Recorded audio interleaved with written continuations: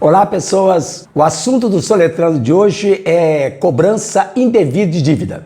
Você pagou uma dívida direitinho, tem o comprovante desse pagamento e, no entanto, o credor insiste em fazer uma cobrança indevida. E insiste através de telefonemas sucessivos, em horário impróprio, durante o trabalho ou mesmo fora dele, ou cobrança através de mensagem de celular. Enfim, enche a sua paciência com aquele assunto repetido, mesmo você tendo quitado anteriormente o compromisso. Até o ponto em que acontece, inclusive, a ameaça de inclusão do seu nome no chamado cadastro de inadimplentes, como SPC, Serasa, Cadim. Então a pergunta é, diante da cobrança indevida de dívida, o que fazer? Então vamos a um exemplo prático. Digamos que você tem uma prestação de serviço de internet pelo qual você deve pagar mensalmente R$100.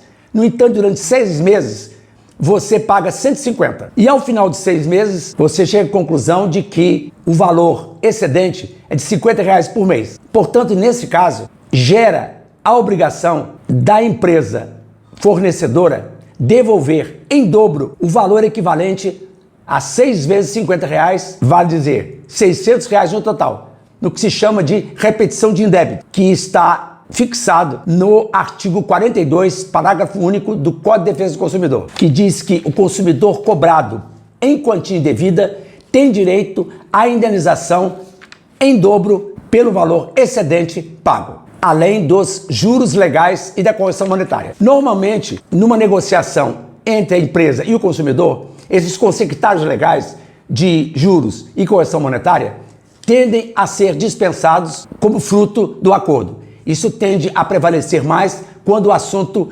descamba para a esfera judicial. Então, quando não se consegue chegar a um acordo em relação a essa dívida inexistente, porque já foi paga, a saída para o consumidor é pedir em juízo que cesse a cobrança indevida, podendo ainda ser acrescido requerimento por dano moral, principalmente se a cobrança ela for feita com constrangimento de qualquer natureza, com ameaça ou coação, ou com qualquer situação que exponha o devedor a constrangimento, ao ridículo. Todas essas situações levam à possibilidade de pedir a respectiva indenização por prejuízo moral prevista no artigo 6º, inciso 6 do Código de Defesa do Consumidor. Ou seja, a reparação dos danos patrimoniais e morais, individuais, coletivos e difusos. Existe outro exemplo da pessoa ser cobrada de fronte de colega de trabalho, quer diretamente, quer através de próprio telefonema, dando a entender da situação negativa. E isso pode acontecer várias vezes ao dia, gerando uma dor e uma tristeza e um abalo psicológico profundo, reparável por meio de algo que desfalque o patrimônio do ofensor, através da indenização própria. Essa perturbação do sossego, essa perturbação da tranquilidade, que tende a superar o mero dissabor ou o mero aborrecimento, causa lesão ao direito, à imagem e à honra subjetiva e também ao nome, com extremo sofrimento psicológico que ultrapassa o razoável e que, por isso, gabarita o indivíduo a ter sucesso no pedido de dano moral.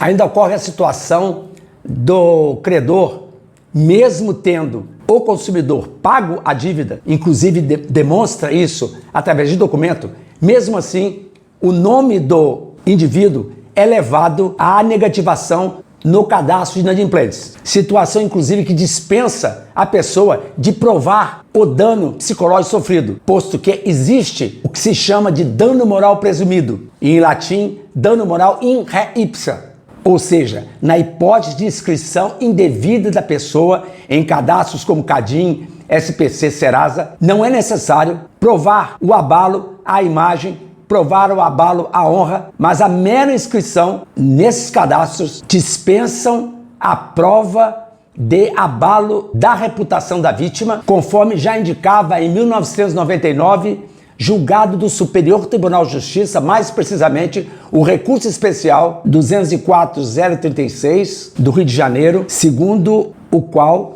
a exigência de prova de dano moral se satisfaz com a demonstração da mera inscrição irregular do consumidor no cadastro de inadimplentes. Portanto, o dano daí decorrente afeta a dignidade da pessoa humana, tanto em sua honra subjetiva como perante a sociedade. Importante lembrar também que quem provoca ameaça, constrangimento de natureza física ou constrangimento de natureza psicológica no devedor, pratica crime que tem enquadramento no artigo 71 do Código de Defesa do Consumidor, com pena prevista de detenção de 3 meses a 1 ano e multa. Nesse caso, a vítima desse tipo de comportamento por parte do credor deve desde logo procurar uma delegacia de polícia e formular a respectiva ocorrência através de boletim próprio, que também pode ser feito através das delegacias digitais, e registrar o caso, já que cobrança abusiva é crime.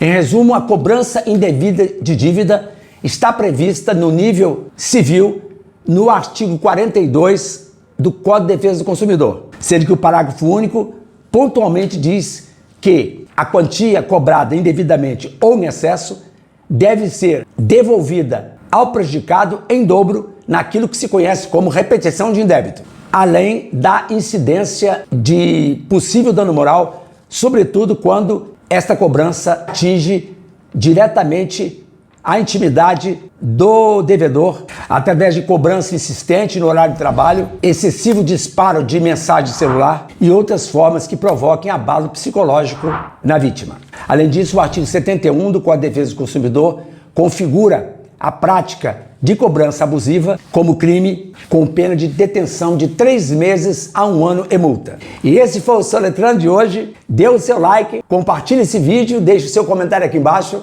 Tchau!